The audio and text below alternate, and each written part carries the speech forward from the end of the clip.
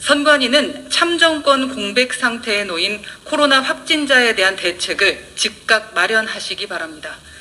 코로나19 확진자가 기하급수적으로 늘어나고 있지만 정부의 대응은 바이러스 전파 속도를 전혀 따라잡지 못하고 있습니다.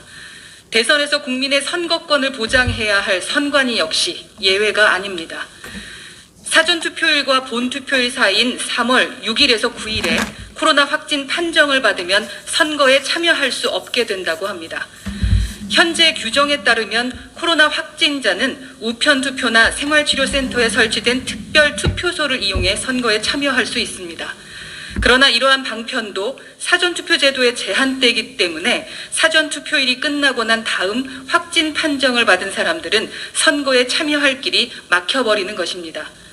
현재 사흘 연속 확진자가 2만 명대를 기록했는데 한 달 후에는 10만 명을 넘을 수 있다는 예측이 나오고 있습니다. 이대로라면 이번 대선에서 수십만 명이 투표권을 잃게 될 수도 있다는 얘기입니다. 선관위가 아직까지 대책을 마련하지 못하고 있는 것은 심각한 문제입니다. 국민 한 명 한 명의 참정권이 소중한 것은 물론이고 수십만 명의 규모라면 현재 박빙 상황인 선거 결과에 지대한 영향을 미칠 수도 있습니다. 안 그래도 문재인 정권 들어 선관위에 대한 국민의 신뢰는 크게 무너졌습니다.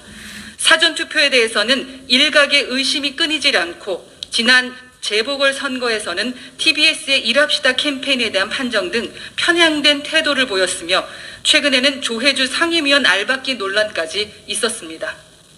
그래도 지금까지의 논란은 공정을 지키려는 대다수의 선관위 공무원들의 문제가 아닌 선관위에조차 정치적 입김을 불어넣으려 했던 문재인 정권의 문제였기에 국민이 양해하는 측면이 있었습니다.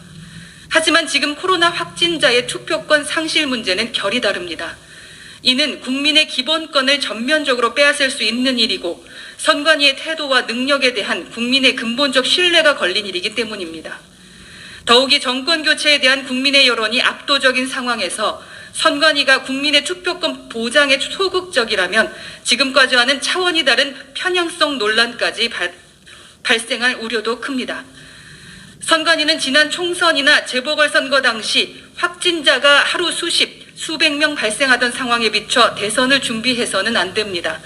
상황이 급속히 변했다면 선관위도 그 속도에 맞춰 투표권을 보장할 방안을 신속히 마련하는 것은 당연한 의무입니다. 문재인 정권 아래 중립을 지켜야 할 여러 국가기관은 하나같이 편향 아니면 무능이라는 비판을 들어왔습니다. 정권의 마지막 단계인 대선 관리에서조차 이런 오점을 남기는 일은 없길 바랍니다. 이상입니다.